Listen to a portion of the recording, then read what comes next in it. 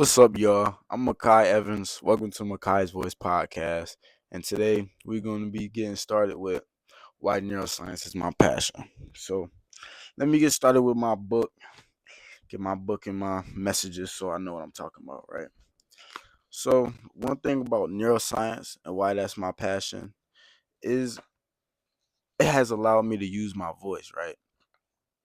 Before I found neuroscience as my passion, I will always talk about a lot of stuff. You know what I'm saying? I will always talk about this, about that, but I mean nobody would really want to listen to me because I it really didn't have any value. You know what I'm saying? It really didn't have any structure, any purpose. You know what I'm saying? So it was just like, yo, like this guy is just trying to tell us what to do with our life. And it was just like, all right. So now I want to get y'all to listen to me. You know what I'm saying? Now I want to get y'all to listen to me. So I said, all right. When I found neuroscience, I said, this is what I want to talk about. This is what I want to study. You know what I'm saying? This is what I want to use my voice for, to bring light into the world about. I want to bring light to the world about neuroscience, right? And why I want to bring light to the world about neuroscience, um, is because like why I want to bring light to the world about neuroscience is because when I found neuroscience, I learned about something called neuroplasticity, which is where your brain's ability to change itself, right? And it shows us how powerful we really is. So I use the brain's ability to change itself, and I turned my negative thoughts into positive thoughts, right? By simply interrupting my thoughts constantly, right? So I would just, you know what I'm saying?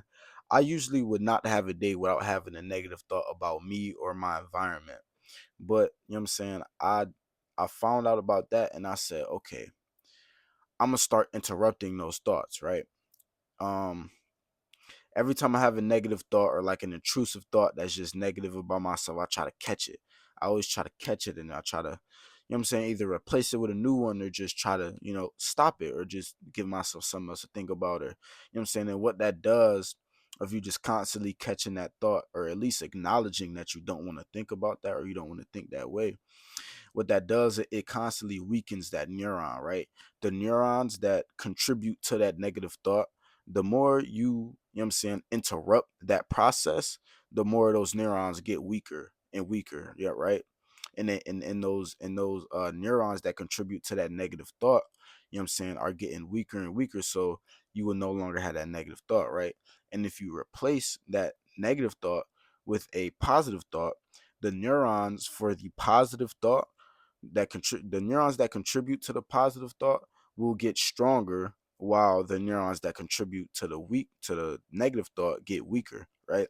And that's one way I decided to change my brain, to also change my reality of my environment. You know what I'm saying? Like, I live in Rochester. I used to think it wasn't, you know what I'm saying, a lot to do here, a lot opportunities, a lot of things. But honestly, like, we have a university. I go to a school where the university works with my school and creates programs. I have so much programs that I'm able to join. Like, you know what I'm saying? Like this program called Teen Empowerment. I'm joining all these different programs that are in Rochester, and I'm just like, wow, like now I realize why I was born here. You know what I'm saying? And I personalize that and I say, yeah, like this is my reality, and like I'm gonna take advantage of that. You know what I'm saying? Instead of, you know what I'm saying, comparing my world to others, you know what I'm saying? I'm really I'm really in this, you know what I'm saying, and I'm in it to win it, you know what I'm saying? And we're gonna do that. And when you change your reality like that, you start to look at the more opportunities that's in your reality. You know what I'm saying? The more you strengthen that can neuron and you weaken that I can't neuron, then, you know what I'm saying, the more you will find ways that you can do it instead of you can't do it, right? And that's one way you can really change the brain and and your reality and the way you look at it, right? So I'm gonna go in on why I want to change, why I want to spread the my like knowledge on neuroscience. And I want to spread the knowledge because I feel like simply knowing the process that our brain, first of all, I want to spread this knowledge because when I found neuroscience, it allowed me to look at my brain like a superpower and not like something that was just on top of my head that was processing my thoughts. You know what I'm saying? It allowed me to use it. It allowed me to use it as a superpower. So want to spread this knowledge so that if people understand the neurological processes that goes on in your brain, we can better understand each other and the way we think and why we think what we think and why our environment plays a factor in how we think, and et cetera and et cetera, et cetera. It would literally just bring a more holistic way of thinking about ourselves and each other. You know what I'm saying? So we can easier identify what's going on with ourselves when we're addicted to certain things, when we feel this certain type of emotion, or when we're going through this certain type of thing. So if we understand what's going on in our brain, we can have a better understanding of how to fix that. You get what I'm saying? So that's a better knowledge of self in general, right? And if we all have brains and all of our brains work in a similar way, we can realize, okay, this is what's going on with a person with this person's brain. You know what I'm saying? They're addicted, or they're this, and or they're going through this, and their environment is like this. This is how that's impacting their brain. You get what I'm saying? So what's the neurological process that's going on, and how can I, you know what I'm saying, help that? Like, you get what I'm saying? It gives you just a deeper understanding of what's really going on, and really how to understand another person, like, you know what I'm saying, for their just human humility.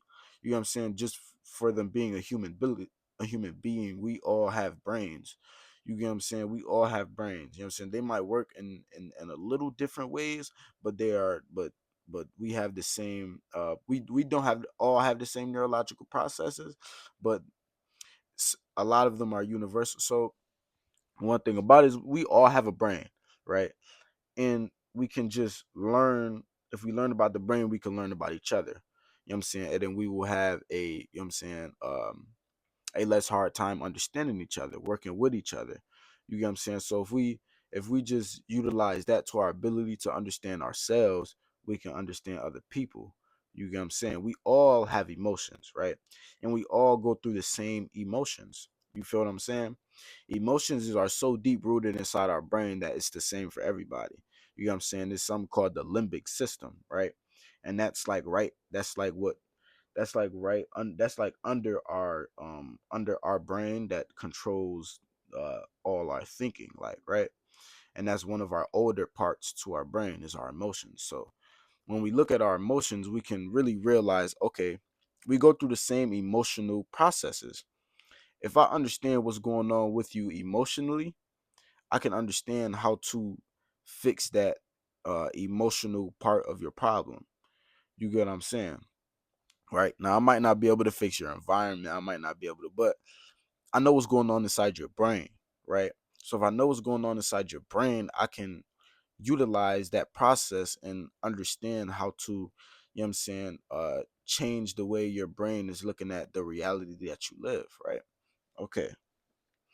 So, um, honestly, that really covers a lot of the questions that I have for myself. Like, I want y'all to really utilize the knowledge of the brain.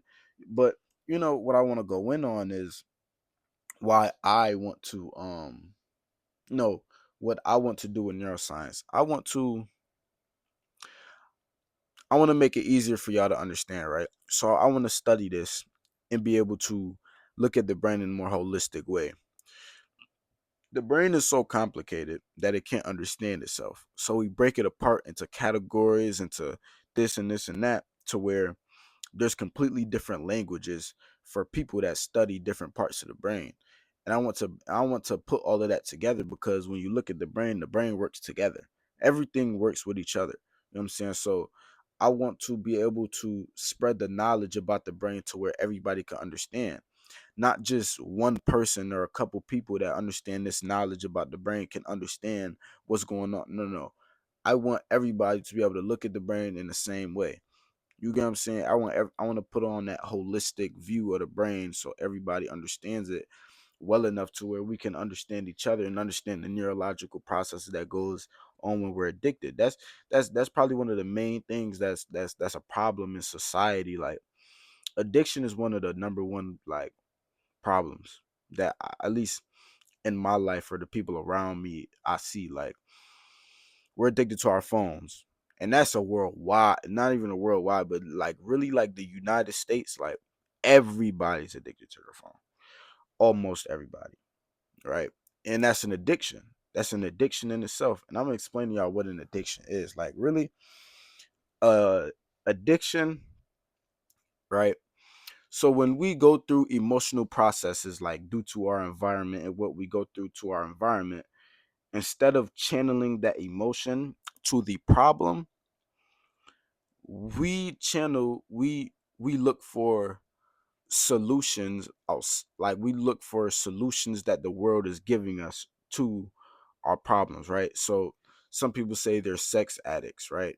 And that's because you go through emotional processes in this world, right? And from the environment that you live in.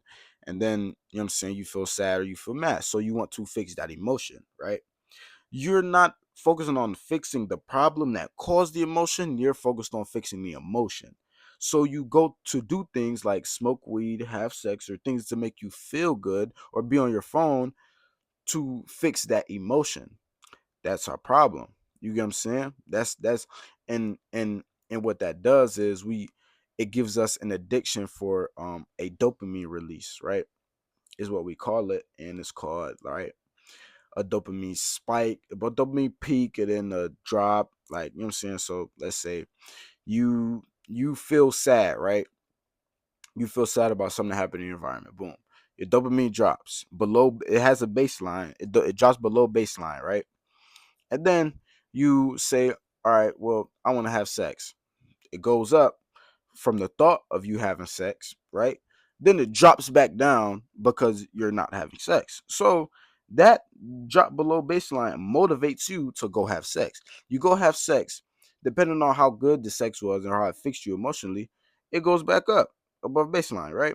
And then guess what happens when you realize you don't have it again and you realize you still have the same problem that caused the emotion?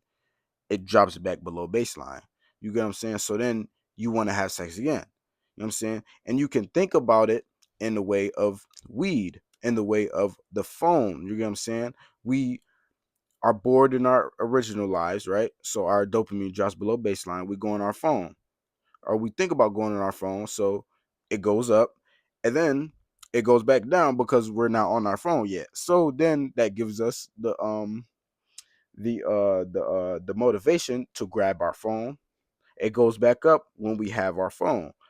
You know what I'm saying? And even and if the expectation, right, is better than the result, it drops back below baseline. You see what I'm saying? So that motivates you to go find something else that will, you get what I'm saying, that will take that dope. So we are constantly just being fiends for dopamine, being fiends for entertainment, anything fun. And that's why we, you know what I'm saying, because a lot of the problems in our life we believe we can't fix. You know what I'm saying? So we just go to other solutions to solve that problem emotionally, right? We don't usually solve the problem at hand that caused the emotion. So that's where addiction comes from. And that's where really what I want to spread. And I feel like that'll help a lot of folks overcome it. You know what I'm saying? Overcome, because if you understand the neurological process, you understand what you can do and what you need to do. So that's one of the reasons why neuroscience is my passion, why I want to spread it. And like, you know what I'm saying, like it allowed me to use my voice, you know what I'm saying, and it allowed me to change my reality. And I feel like everybody has a voice, so it can do the same for anybody else. You get what I'm saying? In every way, I'm just the same as all of y'all. In every way. You know what I'm saying? In every way. So just be you, man. Be you and trust in yourself so you can rise above me and just be great. Like literally. Like we can build empires.